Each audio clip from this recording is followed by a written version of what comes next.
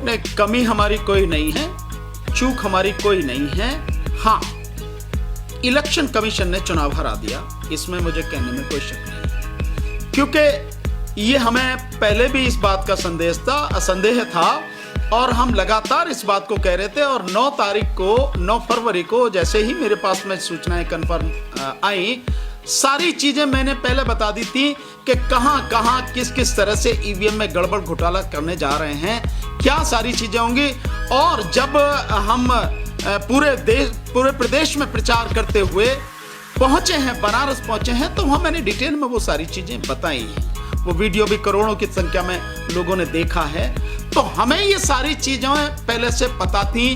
हमने लोगों को जागरूक करने का, लोगों को समझाने का, सावधान रहने का पूरा हमने प्रयास किया, बताया लोगों को कि हमें क्या सावधानी बरतनी है। वो लोगों ने बरती भी, लेकिन चुनाव आयोग ने शासन प्रशासन की मदद से इस सारी गड़बड़ घोटाला करके, और आखिर में जिस समय काउंटिंग हो रही है उस समय एक तरह से काउंटिंग को लगभग रोक सा दिया गया, इतना धीमा कर दिया गया, जिसके विषय में अगर आप देखें तो माननीय अखिलेश यादव जी ने जो अपनी वीडियो जो प्रेस कॉन्फ्रेंस की, उसमें बाकायदा उन्होंने कहा है कि चीफ सेक्रेटरी की तरफ से हर कलेक्टर को, जिले के कलेक्टर को, डीएम को आदेश दिया गया है कि जहां पर बीजेपी हारने की स्थिति में हो वहां पर काउंटिंग को धीमा कर दिया जाए और बाद में उनको किस तरह से मैनेज किया जाए, रोका जाए, वो सारी चीजें हुई हैं। और डिक्लेयर उसी तरह से किया गया, जबरदस्ती कई सीटों पर प्रशासन की तरफ से डिक्लेयर कराया गया है। यह सब चुनाव आयोग के माध्यम से हुआ है।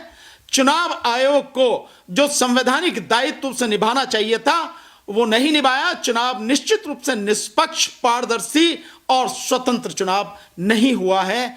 जिस तरह के सारे रिजल्ट आए हैं, जमीनी सच्चाई से बिल्कुल दूर हैं। लेकिन जो भी सर परिणाम आए, अखिलेश यादव तो उसका पूरी तरीके से सम्मान कर रहे हैं। नहीं, ठीक है, अखिलेश जी कर रहे हैं, उसकी मुझे उस पर कोई कमेंट नहीं करना। पर मैंने जो अपनी आंखों से देखा है, मैंने जो सारी चीजों को मैं जानता हूं, मैंने अपना मत बताया है, अपना मत दिया है। ठीक है, अखिलेश जी कर रहे हैं, ये उनका अपना विचार है। मेरा विचार बहुत स्पष्ट है, जो मैंने कहा है, जो सारी चीजें मैंने देखी हैं। क्यों? क्या मैं नहीं जानता क्या कहानी है, कैसे है, लेकिन मैंने अपनी आंखों से देखा है कि जमीन पर, और केवल मैंने नहीं, आपने क्या पूरा चुनाव कवर नहीं किया है? यहां से लेकर वहां के आपने कवर नहीं किया। इतने मीडिया के साथी हैं, उन्होंने कवर नहीं किया। इवन गोदी मीडिया ने भी जो कवर किया है उसने दिखाया नहीं, अलग बात है। उसकी आंखों के सामने की सच्चाई है कि जिस तरह की भीड़, जिस तरह के यूथ का जबरदस्त समर्थन और उनका जन सैलाब समाजवादी पार्टी माननीय अखिलेश यादव जी की चुनावी सभाओं में देखा गया, जो जोश, जो जुनून, पागलपन की हद तक था, वो किसी से छुपा नहीं है। और वो निश्चित रूप से वोटों में कन्वर्ट हुआ। लेकिन जब ईवीएम के माध्यम से सारी गड़बड़ी हो ही गई, जो सारी चीजें आपने बनारस में देखी, क्या हाल हुआ। बाकायदा ईवीएम कहीं भी स्ट्रांग रूम से किसी जगह मूव की जाती है, उसका एक प्रोटोकॉल है, उसका एक ढंग और तरीका है। वो सारी राजनीतिक पार्टियों को कॉन्फिडेंस में लेके, उन्हें बता के, उनकी जानकारी के बिना मूव नहीं होती हैं, जिस तरह से मूव हुई हैं। और जिस तरह से बरेली में 200, इवन बीजेपी का नेता ही जिस तरह से एक वीडियो चल रही है उसमें जो बता रहा है वो कि 200 जो मशीनें हैं वो बरेली में बदली गई।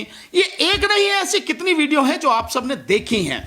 तो उन सारी चीजों को देखते हुए हमारा स्पष्ट मत है कि जो जमीनी सच्चाई है, रिजल्ट चुनाव आयोग के माध्यम से उसके विपरीत दिखाए गए हैं, लाए गए हैं और भाजपा की सरकार बनाई गई है।